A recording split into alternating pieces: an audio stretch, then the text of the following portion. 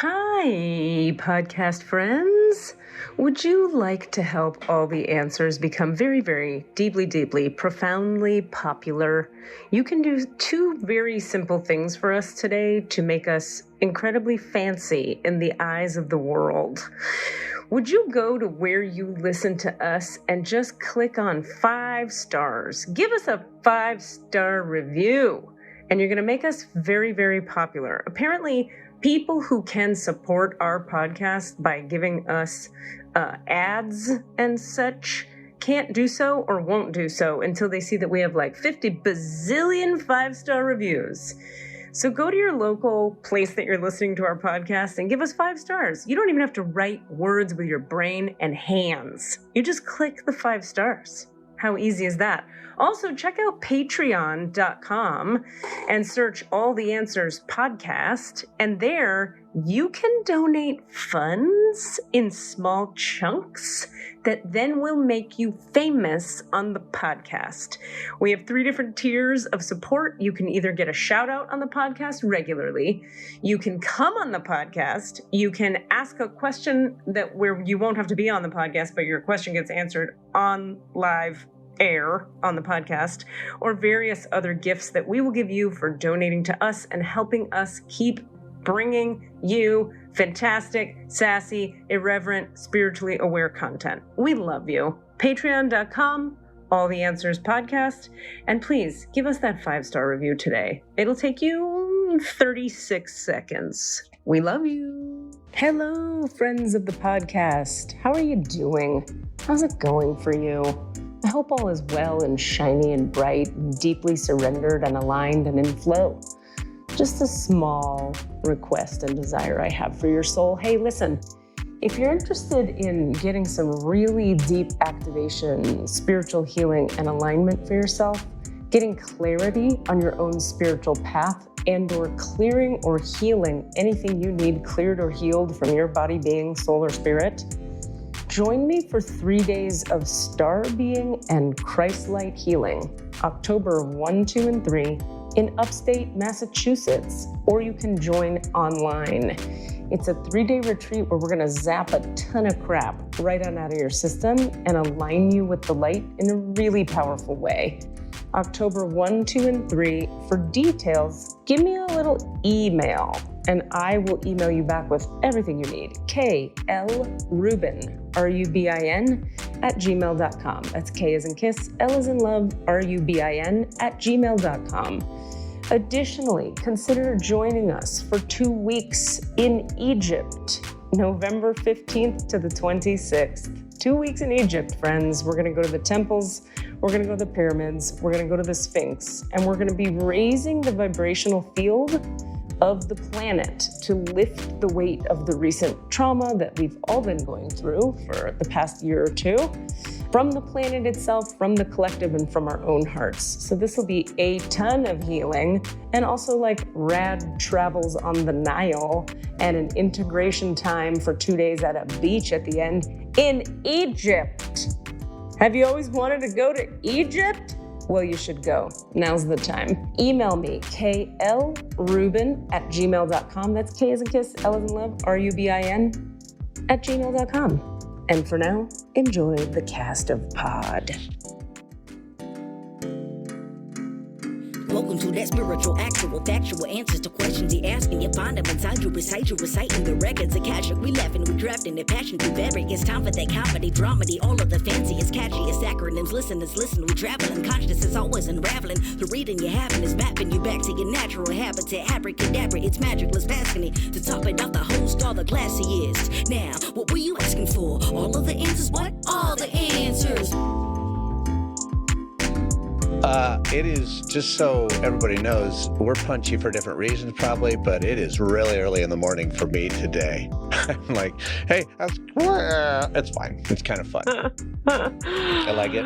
I also have a deeper voice because it's so early in the morning. You know what's funny is whenever someone says, you're punchy or we're punchy, when anyone ever says punchy, I'm always like, if this feeling I'm having now is punchiness, I think punchy is my favorite state of being.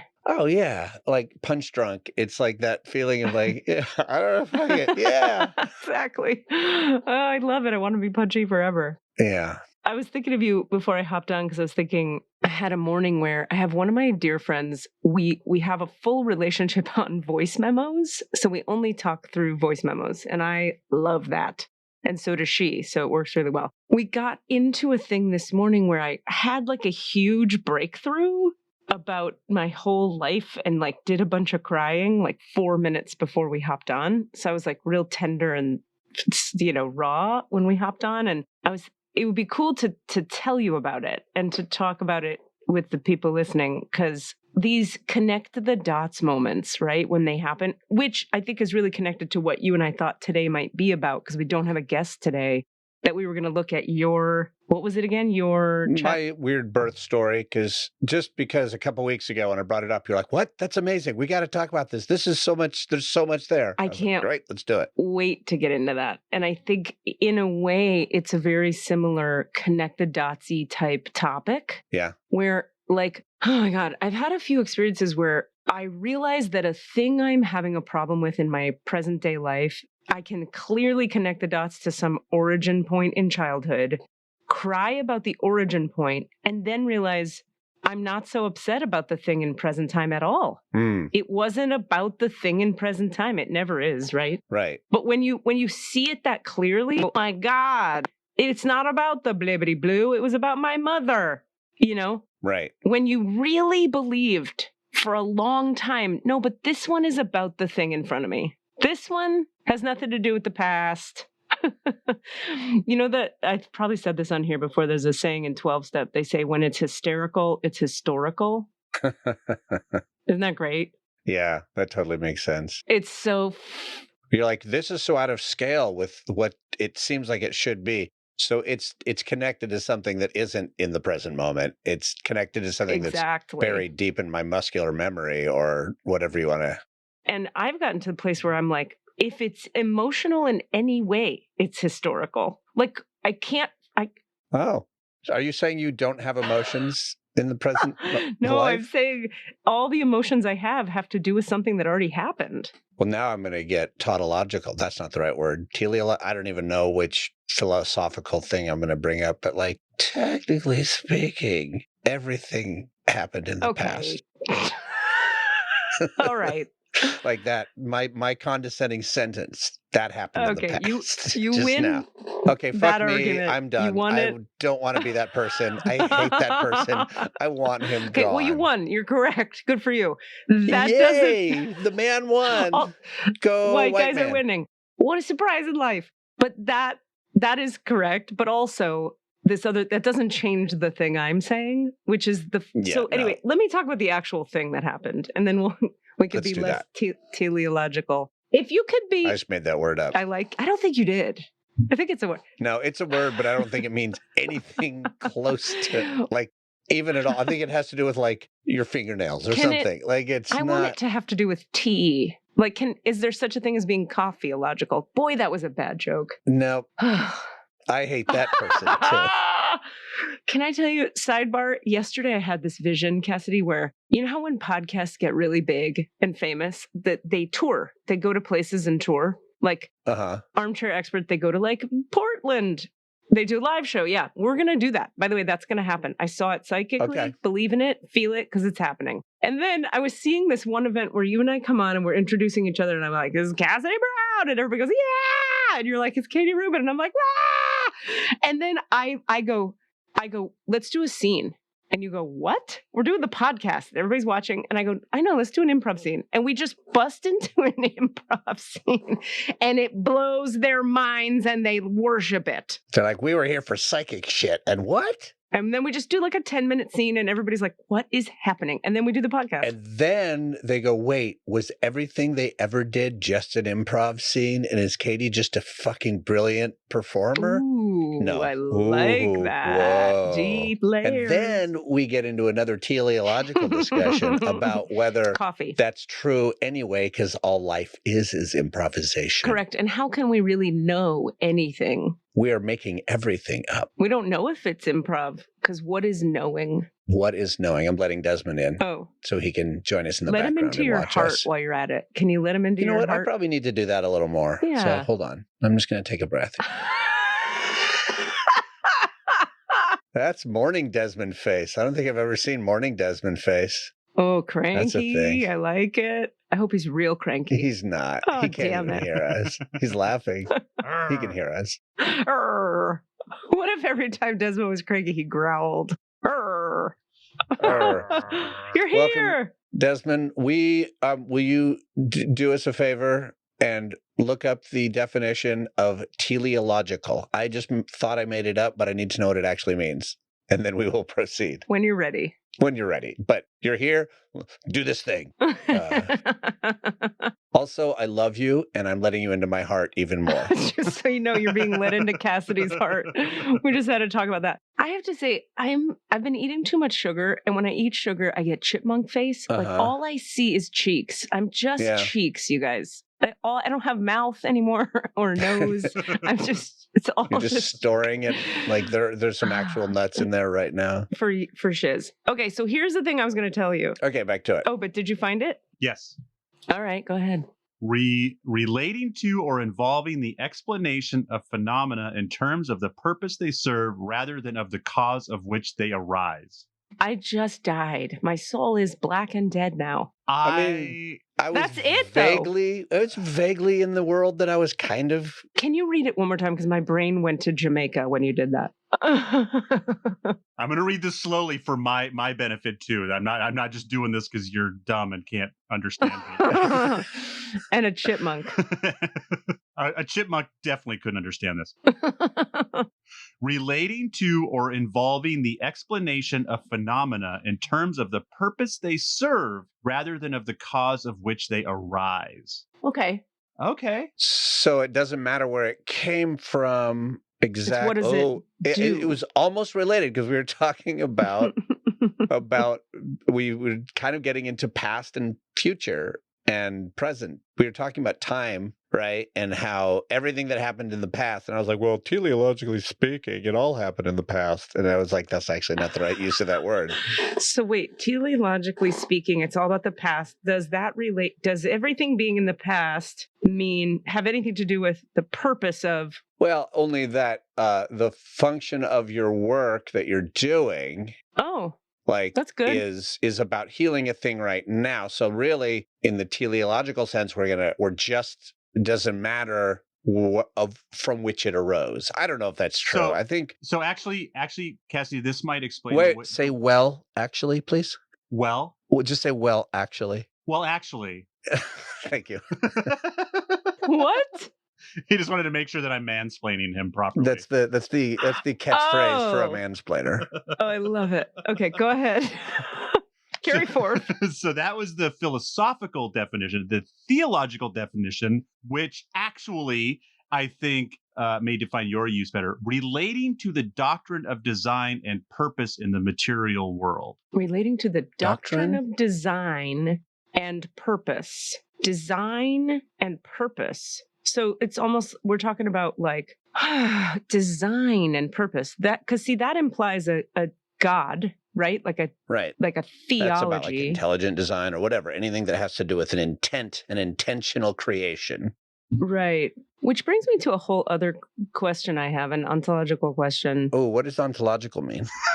Ontological refers. This is one I use all the time. Good, because it's a word I kind of know, but I don't quite know. Ontological. So ontology is like the study of the nature of being. So what does it mean to be? Like what is existing through the lens of a human? So I'll give you an example of how you would use it. It'd be like if we are talking about like who you're being in a moment as opposed to what you're doing. So what I'm doing right now is talking to you guys, but who I'm being is kind of a teacher. Okay. So ontologically speaking, I'm teaching, but I don't know, emotionally speaking, I'm connecting with you. Okay. So it's like you might say that the nature of your being is your function in that context. In that context, yes. There are other ways to use it though. So it comes up a lot in healing class where people are like learning how to create distinctions between who they're being and what they believe in. So in other words, if I go like, I'm spiritual, but then you're just a shitty person to everyone you talk to. I go, well, ontologically speaking, are you? Like, who are you being? Right. Not what you're saying moment? You're being, or what you're claiming, or what identity you're trying, but the actual be. Yeah. And also you can look at ontology in terms of like, your faith is one thing. I believe in God and I want to serve it, or somebody might say, or I believe in capitalism and I want to live into it. So ontologically, what I do and who I'm being because I have that faith, like who I'm being is affected by what I believe, but they're two separate things. Uh-huh. Okay, anyway, there's that. Back to where were we? Well, the cosmology thing that came up when you were saying what you said. Oh, when we just started talking about intelligent design versus any other kind of design. Yes. I have like a really deep tangent. We could go on about that, but I want to get back to the practical thing we started with. Which one do I do? I think we go back to your story. You had a big breakthrough.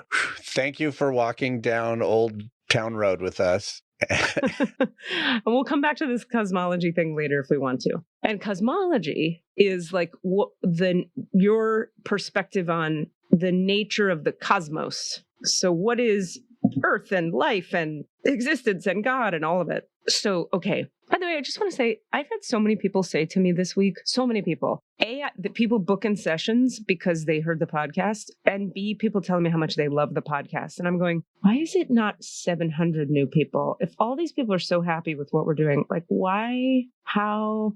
But I just wanted you to know that on a positive front, like 3 or 4 emails this week, just like, God, thank you. It's so good. I listen all the time. I can't get enough.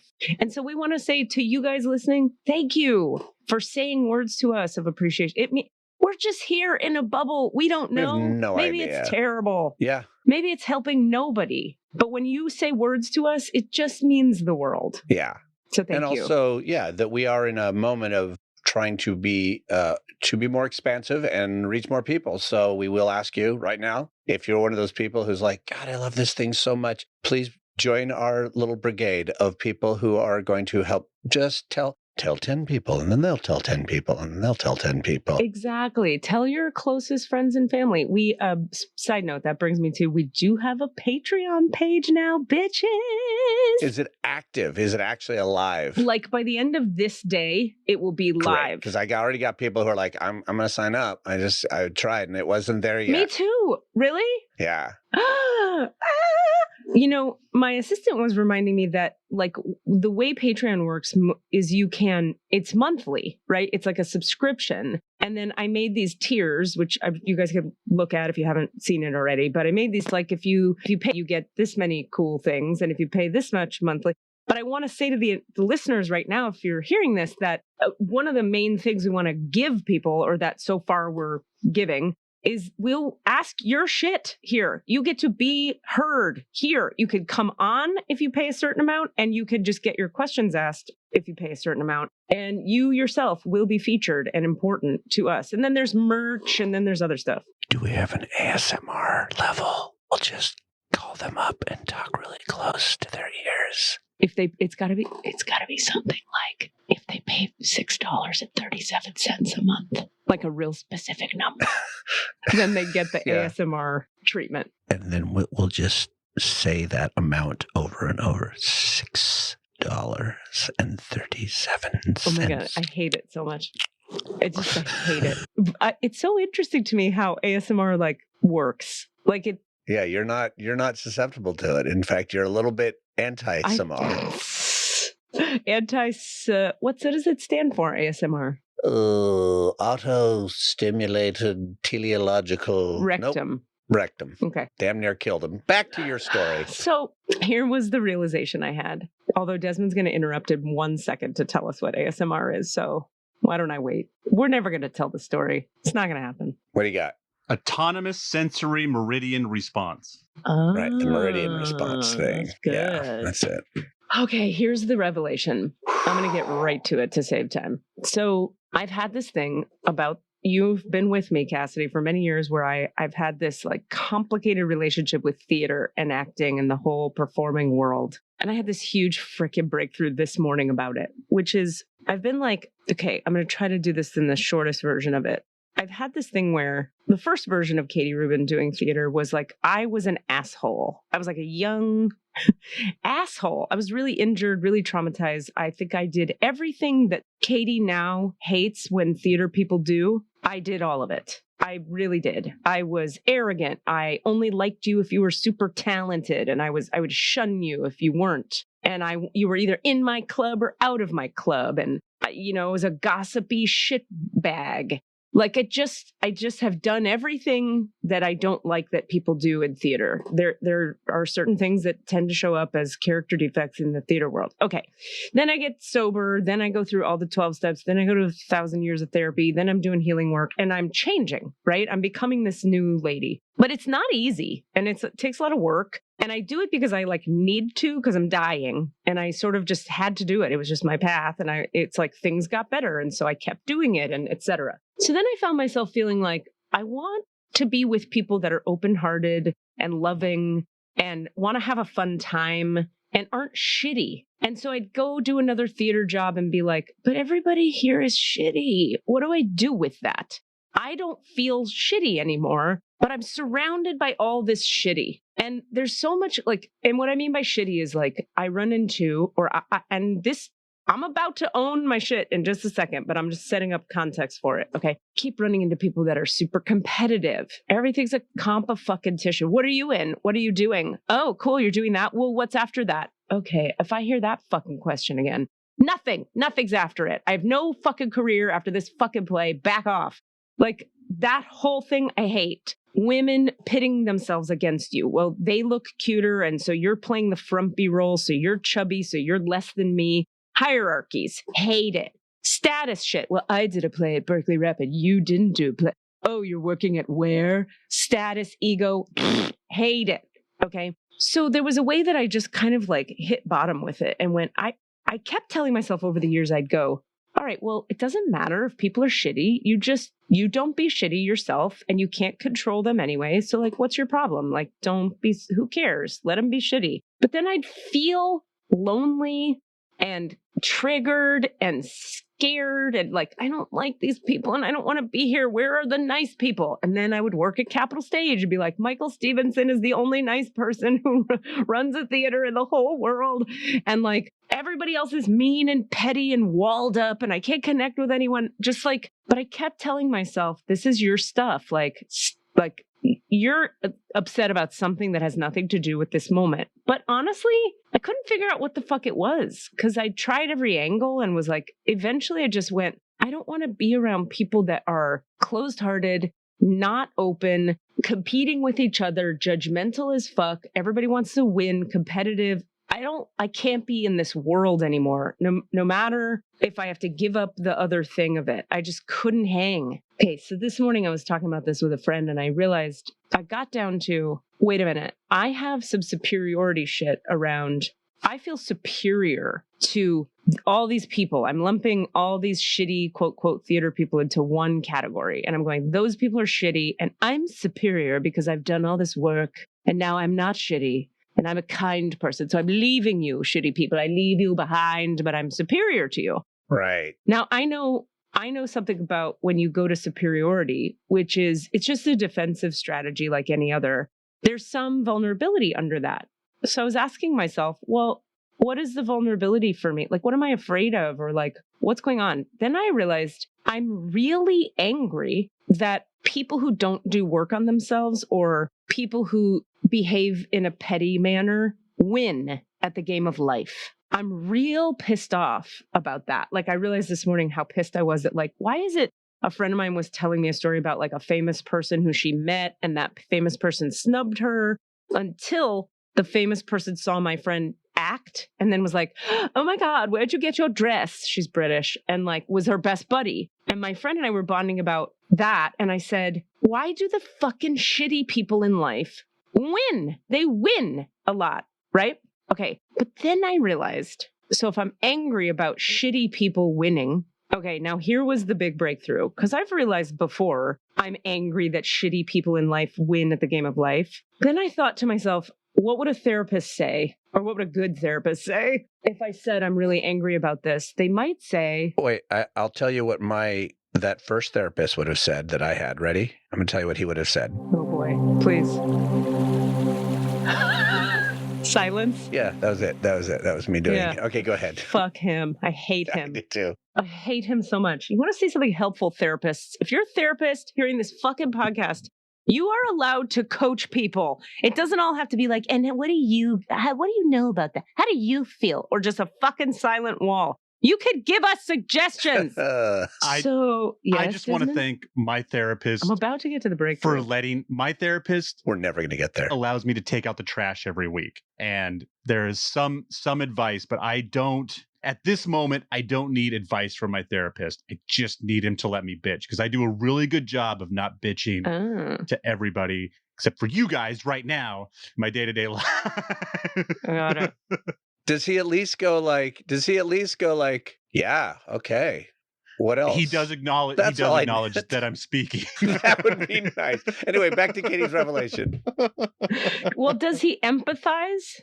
Yeah, no, he's amazing and he's exactly what I need and he's understanding and he gives just the little bits of advice I need every week. That's all we're asking for, Desmond. I just wanted to be the voice that, I don't need a coach right now. I feel you. But I'm saying, I won't speak for Cassidy, that like sometimes the tiniest little bit of feedback coaching, one blip of a coachy word is fucking enough. And if you say literally no things, Cassidy needs to push you off a cliff, and I support him. Dying of fire. That is just, come on. I'll kneel behind him to give you a launching pad. Good. Okay. But that's a very good point, and I like hearing it, Desmond, because that's so true, right? Therapy is what you need it to be. Like, you need the therapist you need. That's the other thing. Cassidy needs what he needs. I need what I need. I really didn't need that guy. That's the thing. Okay, so I realized, I'm real mad that shitty people win at the game of life. If I'm trying so hard to be a decent person, like, why? I'm mad about it. That people who don't try that hard, because it's fucking work. So that's me being a martyr, first of all. Let's own that. And that's me being entitled, and that's me being superior. So then I said to myself what a good therapist might say for me, if I had a good therapist for me. When do you remember when you were younger feeling like the shitty people won? When was the first time shitty people were winning in your life and you had to suck it up? I'm going to cry right now. I'm going to cry right now. Like, I don't even know what it's going to be, but oof. And I realized I was walking down my fucking hallway in my apartment, taking the trash out, as Desmond just said, literally taking the literal trash. And I realized every minute of my childhood, I felt the universe was so unjust because my mom was so mean. And we'll call her shitty for this moment, even though that's an unfair estimation because she has her history and et cetera. But just for a second, as a child, I was experiencing shitty behavior from her. And I had this seething rage all the time where I was like, you get to tell me what to do right now. I'm 6 and you get to tell me what to do. But everything you're saying is mean and you shouldn't get to tell anyone what to do. And also, she was so mean that she would just inherently win every fight with my dad. And I would go to my room and feel guilty, but I was feeling guilty because she was mean. So then I'd be guilty and mad because I knew it was not correct. She was only winning and I only felt guilty because she did some bullshit, not because I had actually done anything wrong. I was like the perfect fucking kid trying to get the straight A's and be nice to mommy. And I was seething with rage. And I'm walking down my hall this morning going, oh my God. I cried some. And I was like, that's why I'm so mad that all the theater people, when they behave in a petty manner and they get to book the job, it's because my mom was so petty and she got to be in charge and I had no volition. And so it makes me go, well, you have volition now. I have volition now. I'm an adult now. I could actually be a decent person and be in that world and have a voice. I don't have to. What would happen is I go to a theater situation. All the petty people are being petty and controlling and they're winning at the game of life in rehearsal, let's say. And then I would just go real quiet, which was my childhood survival tactic. Go quiet when mom is evil. And it kept me alive. I mean, she was evil, Now it's like, wait a minute. So I left because I don't want to have to be quiet with the evil people controlling the room. But it's like, wait a minute. I don't have to be quiet. I could actually be in a room and go like, well, what if we try it this way? Here's a different version that could be. I have volition now. Is this making any sense? Yeah, totally. And I know that like that sounds very obvious. Like any They kind of always revelation you are. have always sounds obvious. You want to punch yourself, they feel so obvious sometimes, but you're like, no, but I didn't know it. I know, but my heart. And the last thing I want to say, just for the listener's sake, is that it's this thing of like when the crying happens about it, that's the breakthrough. Is like I could cognitively understand that at any moment in my life, but until it drops into the heart and I go, ow, tears, it doesn't. Then I can't. Until the crying or the emotion, I can't have a different experience in present time of the theater shitty people. But now that I've cried about it, the next time I'm with shitty actor theater people, it can just be someone being shitty. It has nothing to do with me. Or I can go, if I'm triggered by it, I can go, wait a minute. When was the first time you felt like this? Okay, mom, and I had no power. Okay, let's get in touch with that and cry about it. And then I will feel different about this person in rehearsal being shitty. Right. But without the emotional processing, nothing fucking changes. Yeah, you just have an idea, but you don't shift out of the space. Right. And you can react less from the injury. Yeah, because the injury is healed when you process it emotionally. Yeah. And the divine light work I do just helps certain people process emotionally. It's just one doorway in. Yeah. It's just a way into pain. Yeah. That works for some people sometimes in certain moments. It's very humbling to admit how important the emotional piece is, because for so many years, the emotional piece was so painful for me that all I could do is the divine light work. And I got real like married to the superiority once again of divine light work. Whereas now I understand it's not that it's superior. It's that it's one tool. It's one thing that works for some people on some topics. Yeah.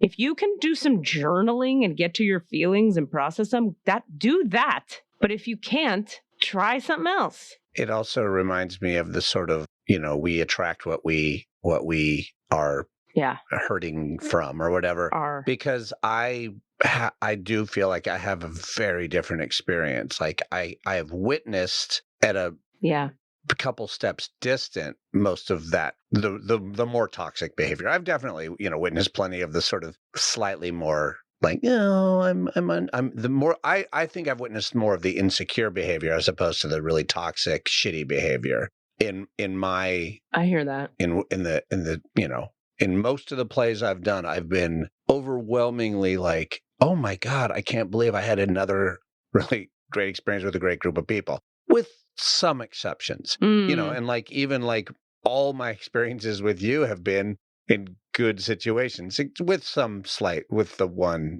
I would say our first play together, like it was awesome minus one big steaming chunk of difficulty. You mean when I got sick? Oh, I'm thinking more of one of the actors just being also just a difficult human, the one that they had to fire. Because he sucked. But but he sucked because he was so not present in himself. He was injured, deeply injured person. Yeah. So, but my point being that like I haven't witnessed it in the same way, but I also wasn't operating from the same deep level of extreme trauma, because I actually had a different. I've also had that fucking frustration, but not necessarily in the theater world, more in the sort of greater world around me. Like, why do shitty people get to win? My revelation was always like, why is destruction easier than beauty? Construction? No, destruction is easier. Oh, it's better than but why easier is than destruction? Like, it's super easy to just knock a glass off of a fucking table and it shatters. And that's how I feel about like, some, drilling in the Arctic or whatever, like any political action that's like, wait, you just get to do that? We're working so hard over here to be like, can we keep this tree alive? And everybody's like millions of people like gathering, and like there's one tree, we're trying to keep it alive. There's so much effort. And there's one motherfucker can literally just come over and just kick that tree over and be like, ah. And you're like, why does that get to win? Yeah. You just got to win. Yep. And it's, I really deeply empathize with that overall construct. And I just haven't experienced it. I've witnessed it, but I haven't experienced it in the theater.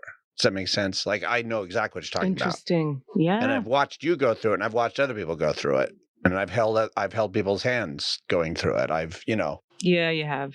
Yeah, you're good at that too. That brings up another thing I was talking to my friend about earlier this morning, where I was thinking, so I would have the experience of like, here I am on a show, here's someone else being shitty. Why is Cassidy not reacting to this? Like, I would look at someone like you in the show, there'd always be some cast member who, the way I would experience it is like, they're just not bothered by this person's shittiness.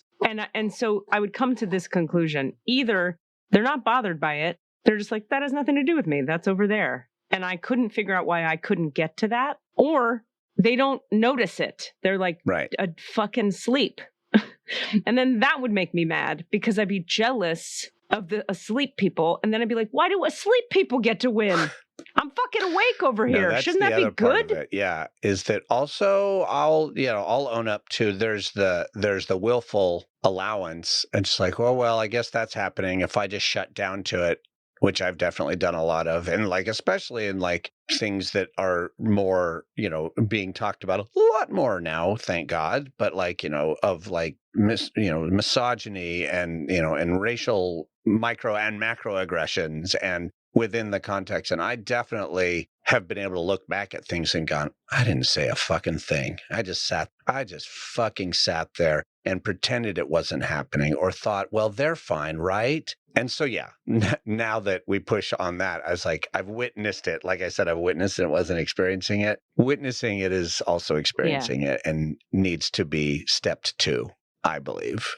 I agree. And like, that's another one that would happen is I'd go, here's this shitty theater company. I'm not going to name names, but boy, do I want to. Where everybody keeps going back and taking another contract. And then they all bitch to each other about how shitty it is to work there and how unprofessional these people are. But but it's a contract. And my attitude was, this place is shitty. Fuck them. I'm not working there anymore. They don't deserve to have my ass fucking present. But also, I don't need to put myself through that fucking torment, was my attitude. Now, so then I'd be like, but why is nobody else upset about this? Why is Cassidy going back and back and back to that company and just being like, oh, well, when they're treating him terribly, they're treating everyone terribly. And, that also is about my mother, where it's like, I got out is kind of the narrative I have running, where it's like, I finally figured out, first I moved away, college and then grad school. Okay, so I'm far away. Then she was still with me, like emotionally, and I still had a relationship with her. And after 15 years of trying to get her to wake up, get me to be compassionate, find a way, go to therapy, couples therapy, parent therapy, all of it with her, without her, I realized after the last time I saw her, she's never going to change, and she's never going to wake up. And I don't actually have to go there anymore. So I don't talk to her. And it fully changed my life in the best way ever. And there's a way that I apply that to toxic shit in theater, where I go, I'm not going back there. I don't have to fucking go there. And I think my sensitivity is so high because my entire childhood I was getting beat up with toxic behavior. So I'm just not going to go. I'm just not doing that again. I'm just not doing it. But I do feel envy that people have a higher tolerance for that than I have. And at the same time, in reality, I don't want to go through it. So I don't actually want that tolerance. Yeah. Do you see what I mean? Yeah. I don't know. But the resentment piece feels less. I don't feel as resentful now that I had the realization of, oh, I'm choosing to not go there because it hurts me too much. And it may not hurt you too much. It doesn't hurt you because you don't have the same history. So why would it? Yeah, I have a higher tolerance because it doesn't hurt me. Like, you just said it. Yeah. So anyway, all of that is still something for me to sit with regard to, like, I'm going to let that all sort of process through me and see if it changes my willingness to participate or not. But it changed the whole, I don't know how to explain it. Like, the whole landscape of the whole conversation changed for me after I had that cry where I went, oh my God, I had no power then. And shitty people won all day, every day, all day, every day. Now I do have, and that was sad. And so I guess that's the whole thing I'm trying to get at is, like, if we can get to what the grief is under the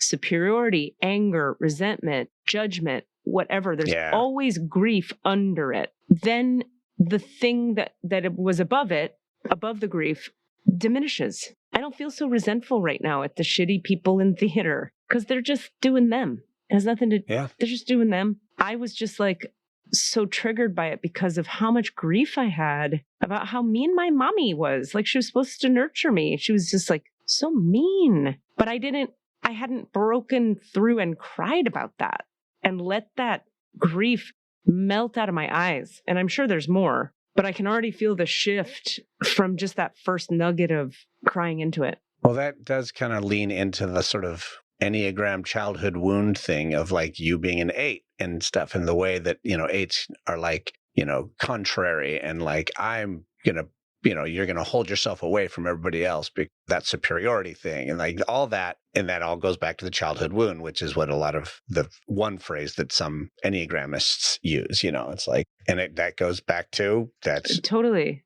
It's a fucking cliche for a reason on that one. It's like, mommy was mean and now I'm this way.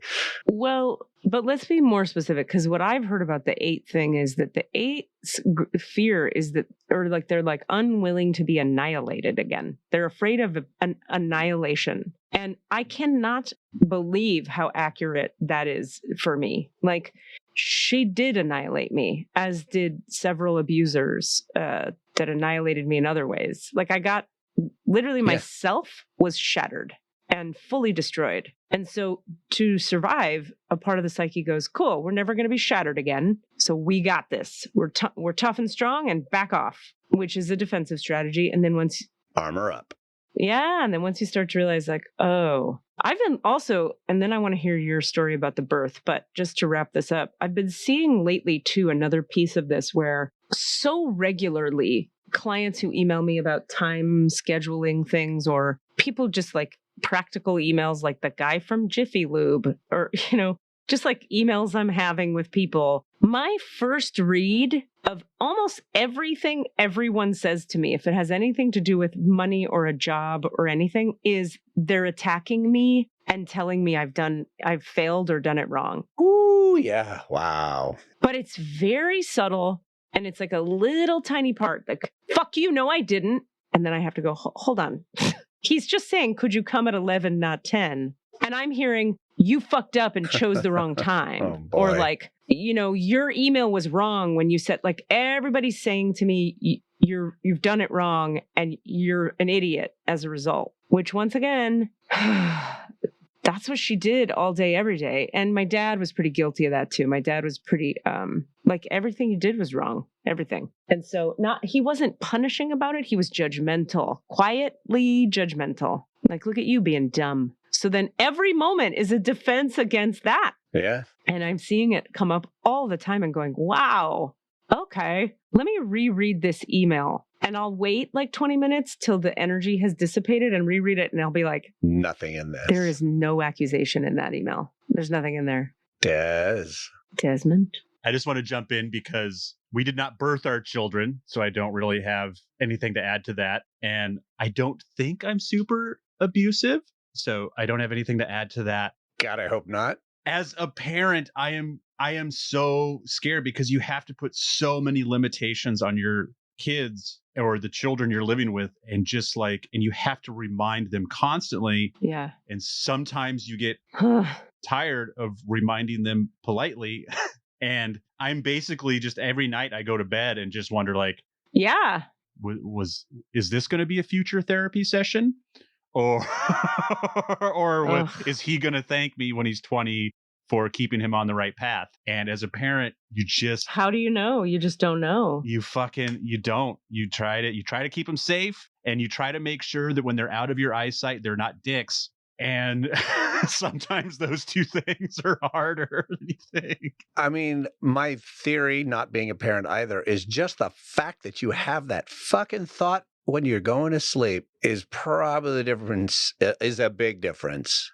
Rather than fuck that kid, I'm so right. Like, very true. That's the thing. It's like you think about it and you care. Also, like, this is a really important topic, is the difference between like boundaries and abuse. The difference between strong, firm hand, what's that called? Love, strong love, Tough love. firm love, tough love versus abuse. And there are And that's a much finer line. I think tough love is often is often a phrase used to mask abuse. That's right. Or but boundaries or appropriately expressed frustration from a parent is different from sociopathic torment of a child. They're different.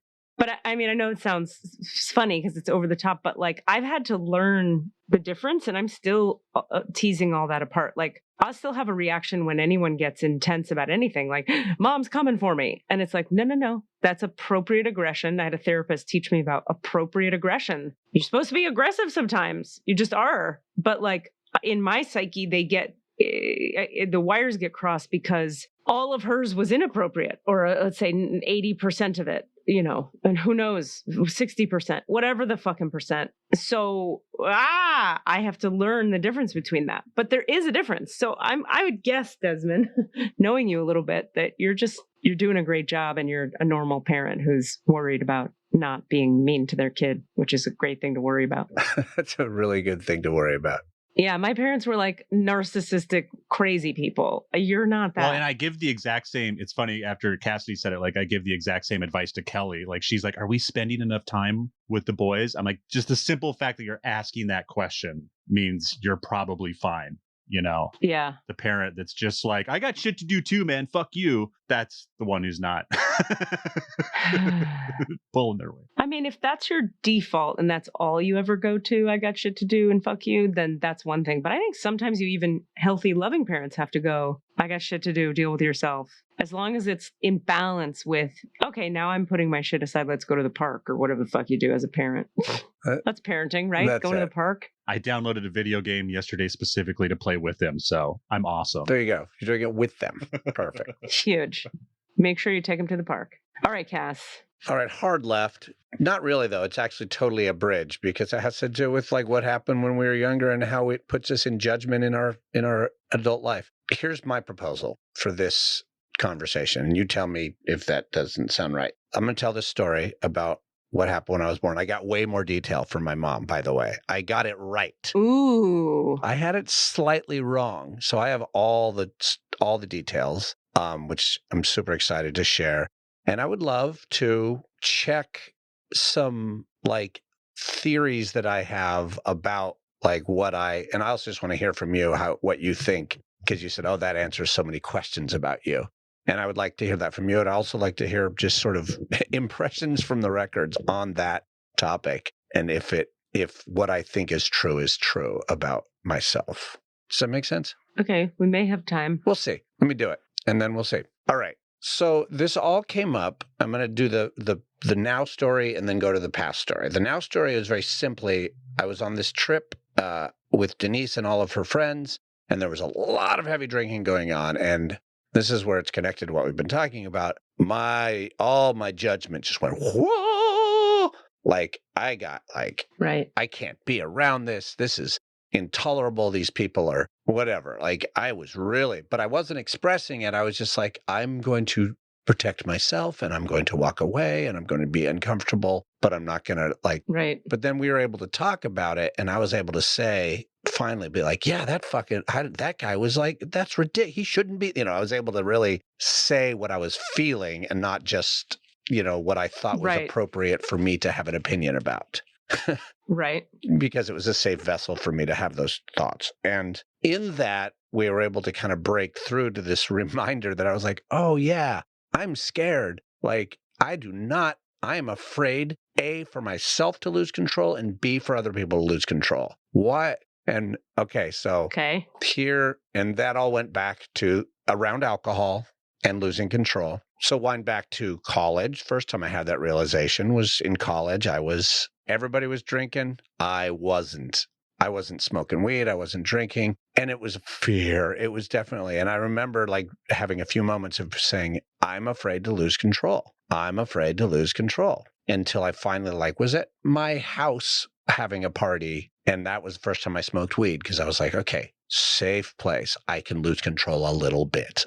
That's how extreme it was back then. I have questions already, but I'm just wondering, When was the first time you felt like you were afraid to lose control? That's the first time I have a conscious knowledge of that awareness of like, why, I also was a no drink guy in high school. I was like part of youth working for youth, providing alternative drug-free activities for the youth of Los Alamos, and I wasn't like a goody-goody. I wasn't like but I was definitely like doing everything I could to like live in that identity of someone who wasn't driving up to Half Dome to party, not Half Dome, whatever it's called. The Dome. It was called the Dome up in the mountains. Thunderdome. It was They Thunderdome? were doing Thunderdome. Was it Thunderdome? Okay. So like that's always been a piece of my sort of DNA of my behavior. Once I was in college, at least I was hanging out with people who, in high school, I wasn't even hanging out with people who were doing any of those things. But see, this is the whole point about the birth story, is there is a way earlier moment before college. Yeah. I promise. When you decided that being out of control is terrifying. So okay, go ahead. Well, now let me just tell the details of the birth story, because there's a gap in awareness between that and high school that I don't have. That's some of probably my more like blind time, where I'm just like going through the world and not being aware of what it looks like. Okay, so 1969, June 12th, 1969. Molly and Jim Brown are in the car with my godparents, who are the people who are now my godparents, in the back seat of a VW Bug, and they are driving. They're planning to drive into the city from Berkeley, right? Trying to head into San Francisco to go to dinner. Mom is whatever months pregnant, 7 weeks short of term pregnant with me, whatever that would be. I don't know the numbers right now, like 40, so 33, something like that. Nobody cares. But very pregnant, but, a little early. And they go through a blind intersection, which means there's no stop signs in any direction. Not blind, but an unmanaged intersection, which is a weird thing that it even exists. Okay. And it is. A guy who later turns out admittedly to be drunk. He admits being drunk and is also proven to be drunk. Wow. He reports later. He tells people what happened. He comes into the intersection as they do, sees this Bug in front of him. He's in a big fucking truck. Oof. He's only going like 30 when it starts because it's a regular intersection in a town. And instead of hitting the brake, he hits the gas. Accidentally hits the gas. Accidentally? And accelerates into my mom, who's in the backseat driver's side. My mom wakes up somewhat, is knocked out somewhat, and then just wants to lie down. And people are like, there's glass under you, and da-da-da-da-da.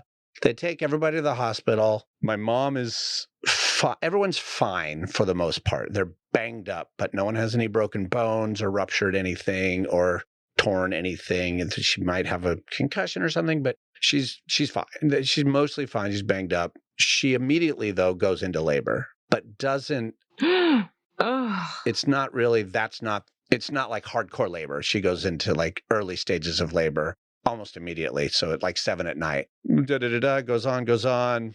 They get her everything stabilized. They're like, who is your actual doctor? Because you could go there to give this birth, because you're giving birth, by the way. And so they transfer her over to the Oakland Kaiser, which is right near my house now, which is kind of interesting, like really close to where I live now. They transfer her over there the next morning, and the early next afternoon, she gives birth on Friday the 13th. Which I love. I love Friday the 13th. I'm obsessed with the day. I think it's a great day because I lived. I was not well, though. I was unbaked. I was an unbaked ham. I didn't come into my body until this is the other part. Sorry. So my lungs don't work. They have to put me in the incubator because there's a membrane that needs to form in the lungs, and I'm living in an incubator.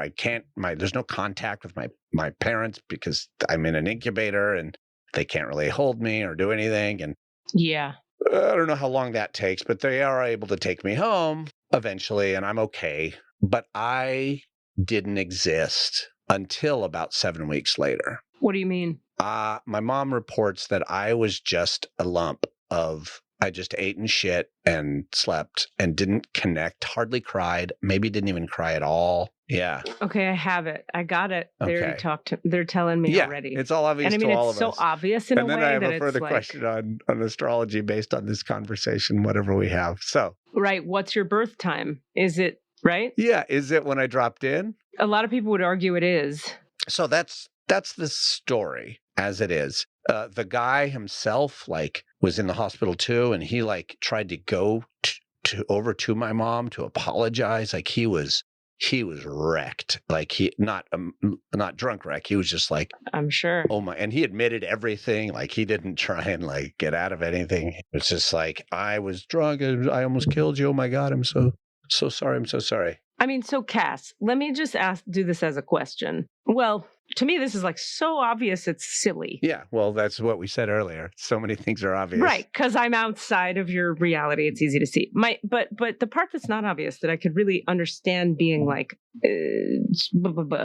not sure if one could believe in would be the idea of, because you were so little, right? Because you were a consciousness barely in a body, in someone else's body, I could see a world in which, particularly someone like yourself, who tends to be more in the mind, I could see a world in which you go yeah, but I didn't even know that a drunk guy, how would I as a fetus know that a drunk guy was responsible for all this chaos and for me not getting embodied and for the terror of that? So then why in my 20s would I be uncomfortable with the chaos of drunkenness? I wouldn't even have made that association. I was a lump. I wasn't a thing.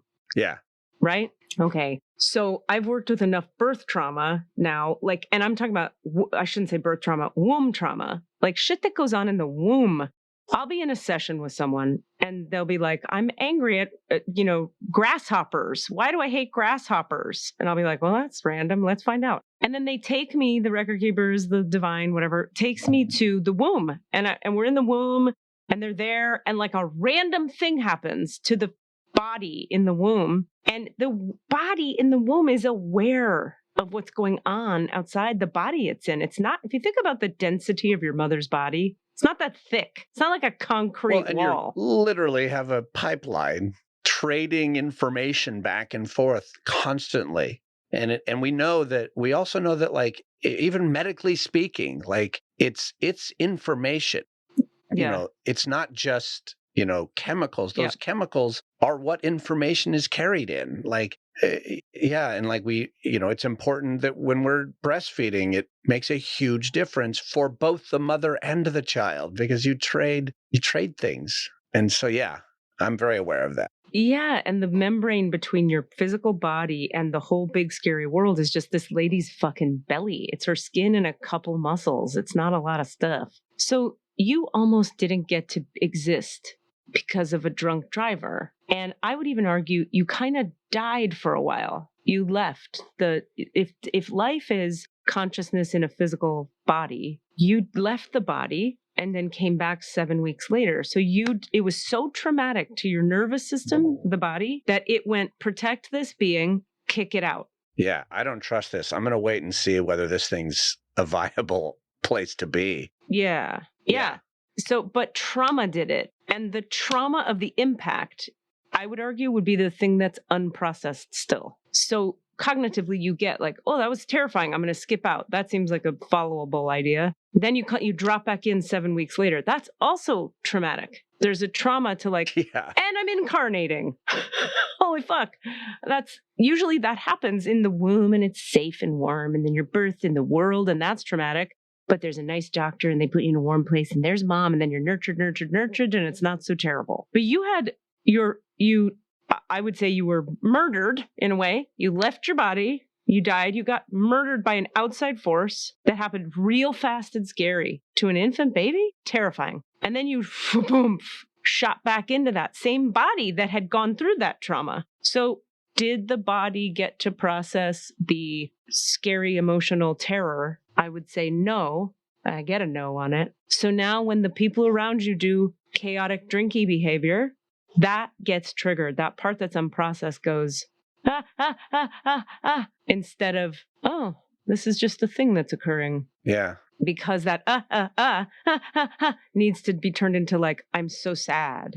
And then when the sad processes through, you won't have a reaction to people drinking around you so much. Yeah. Yeah. And even the the connective awareness, which was not big tears, Yeah. it was little tears, felt like a step in that direction. It didn't feel processed. It doesn't feel like it's fully processed, but just, yeah, like we said, like the awareness is great. And it's a first step always in that. Like, but I had never, it's funny though, to know that I hadn't even like really made that. I think I've said it in the past. I've been like, oh yeah, well, I don't drink. I almost died when I was a baby when I was a drunk driver. So I'm really sensitive to drunk drivers. Like I've said that a lot. Yeah. But it has to keep coming up. So clearly I haven't actually processed it. But like even this last time where it came up, I was like, and even after I was able to like connect to that, then all that judgment that I was feeling about everybody else's behavior, Right. that did go away. Like that drained out. That was like, oh, that's something else. That makes sense. I'm still reacting though. I'm still having the reaction. I haven't processed that. Well, it's the same as my turbulence thing, my airplane turbulence thing. That is 1,000,000,000% something so terrifying. There's some kind of terror somewhere in my system that hasn't moved out yet that got activated by, like, turbulence is just a stand-in for the original terror. And I believe that it has to do with, the original thing I've been doing healing around forever, which is like, I don't want to, so trigger warning for the listeners. We're going to do a little scary sexual abuse talk for a second.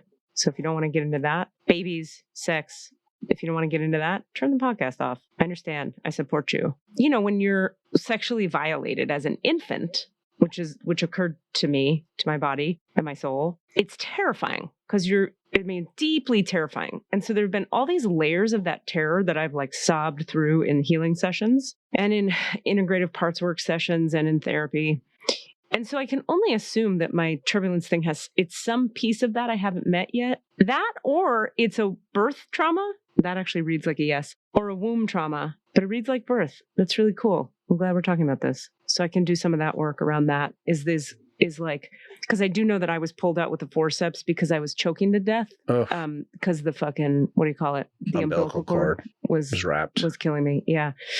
Anyway, but that's a way, I'm just trying to bring that back to what you're saying about that. That like, I relate to carrying terror so young and so old and so deep that it's hard. It's actually hard to get connected to it because it's so young. You have to find that really young place. And everybody's different in terms of like, what are the specific contexts required? Like what space do you need to be in and with whom in order to be able to find that and get in there and sob that through? I love you. Thank you for that. Just, yeah, holding space for that story to come out. I mean, it's an exciting and interesting story.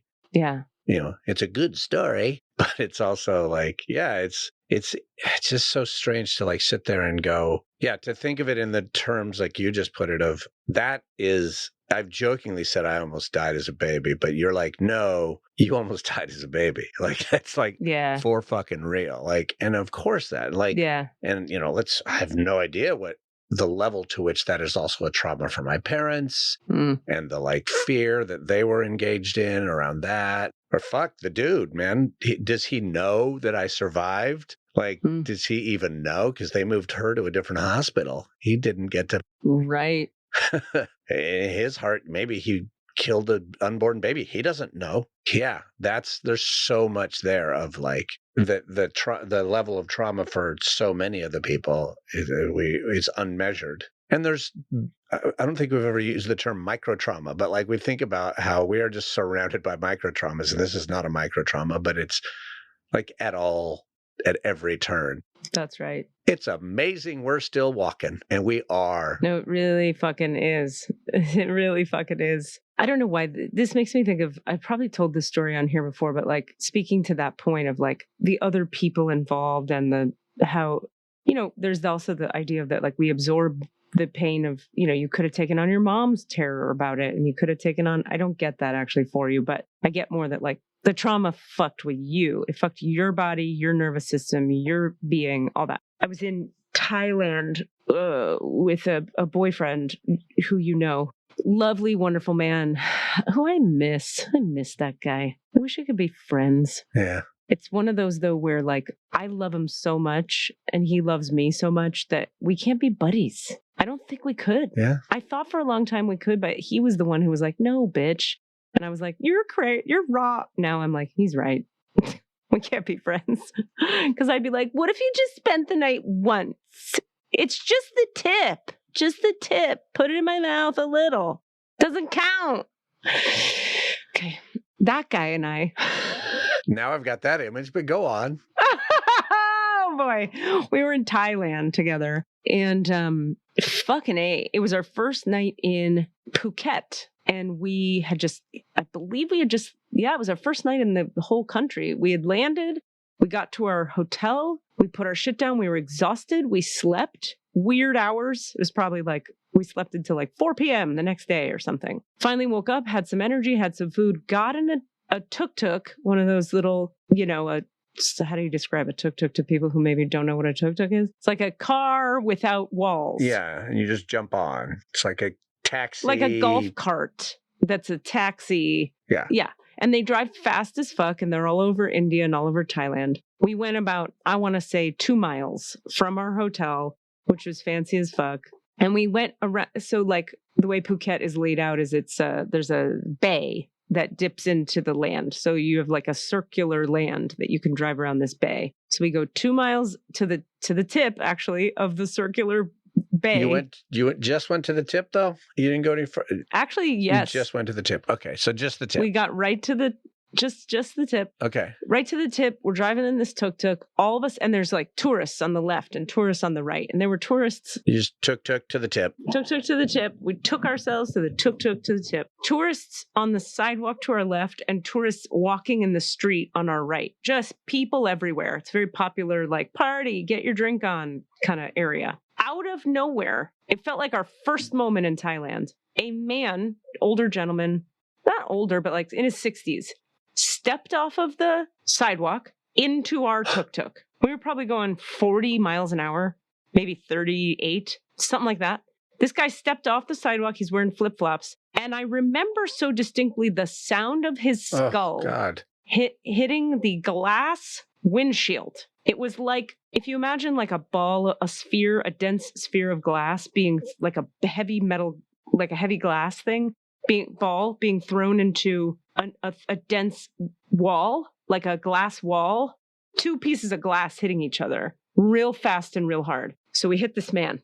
He and I are in the back. The driver is like, what the fuck? I mean, we just watched him walk in front of us and just pow, this impact happened. The sound was horrifying. The tuk-tuk stops. My boyfriend and I get out of the thing and the guy's in shock and he's trying to walk away and he's holding his head like this. He's got one hand on his forehead and he goes, I'm fine. I'm late. I gotta go. I'm fine. And there's a crowd that's gathered around us because it's bad. It's not good. Finally, we sort of go, honey, you're not fine. You need to sit down. You're in shock. Have a seat. He sits down on the edge of this like thing you could sit on, like a fountain thing. And this egg starts to form on his forehead, this big sphere.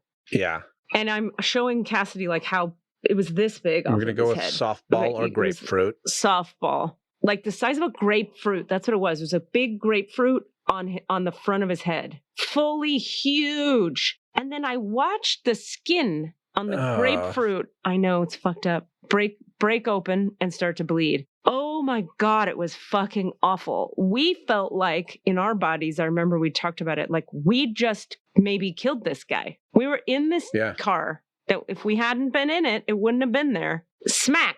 Man's head hit by a fast moving vehicle. Okay, so he sits down. A group comes around him.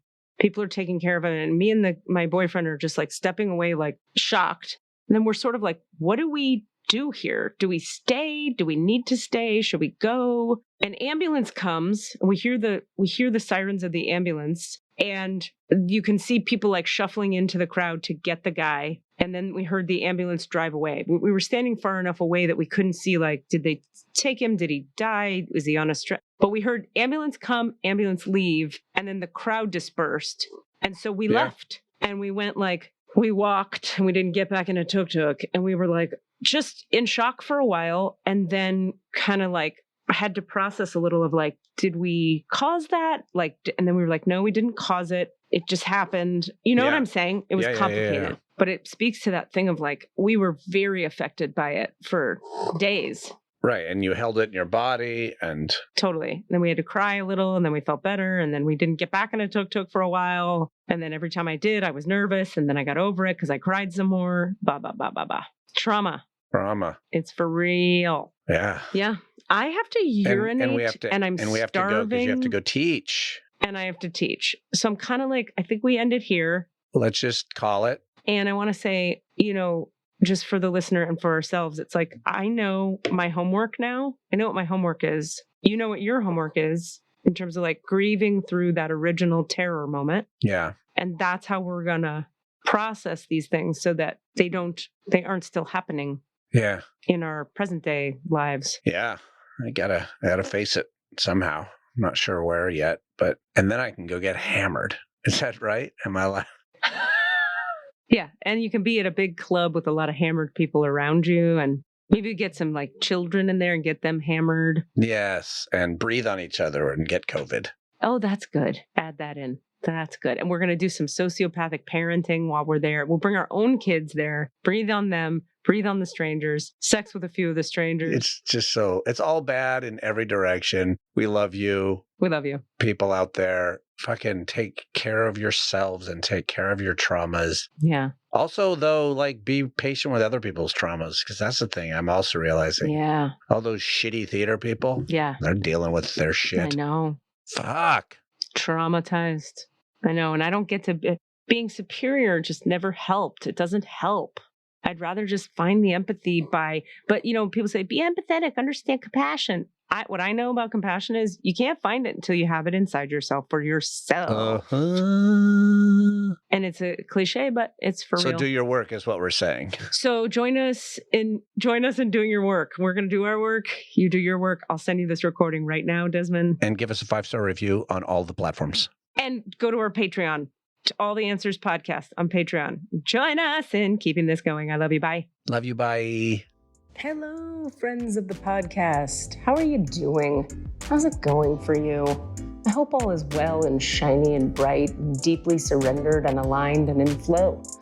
Just a small request and desire I have for your soul. Hey, listen, if you're interested in getting some really deep activation, spiritual healing, and alignment for yourself, getting clarity on your own spiritual path and/or clearing or healing anything you need cleared or healed from your body, being, soul, or spirit, join me for 3 days of star being and Christ-light healing, October 1, 2, and 3 in upstate Massachusetts, or you can join online. It's a 3-day retreat where we're going to zap a ton of crap right on out of your system and align you with the light in a really powerful way. October 1, 2, and 3. For details, give me a little email and I will email you back with everything you need. KLRubin, RUBIN, @gmail.com. That's K as in kiss, L as in love, RUBIN, @gmail.com. Additionally, consider joining us for 2 weeks in Egypt, November 15th to the 26th. 2 weeks in Egypt, friends. We're going to go to the temples. We're going to go to the pyramids. We're going to go to the Sphinx. And we're going to be raising the vibrational field of the planet to lift the weight of the recent trauma that we've all been going through for the past year or two, from the planet itself, from the collective, and from our own hearts. So this will be a ton of healing and also like rad travels on the Nile and an integration time for 2 days at a beach at the end in Egypt. Have you always wanted to go to Egypt? Well, you should go. Now's the time. Email me, klrubin @gmail.com. That's K as in kiss, L as in love, RUBIN @gmail.com. What are you asking for? All of the answers? Say what? All of the answers? Yeah, all the answers. Hey guys, thanks for listening. We'd love to hear from you. Please email us with your questions so that we have questions to answer in the Akashic Records. Our email address is allanswerspod@gmail.com. That's allanswerspod@gmail.com. And if you'd like to find us on Facebook or Twitter, it's at All Answers Pod. At All Answers Pod. Thank you. Desmond just said, obviously this episode is called Just the Tip, for sure. Mixed and edited by Desmond McNeese for We Mixed It, LLC. Go to whatsoundsawesome.com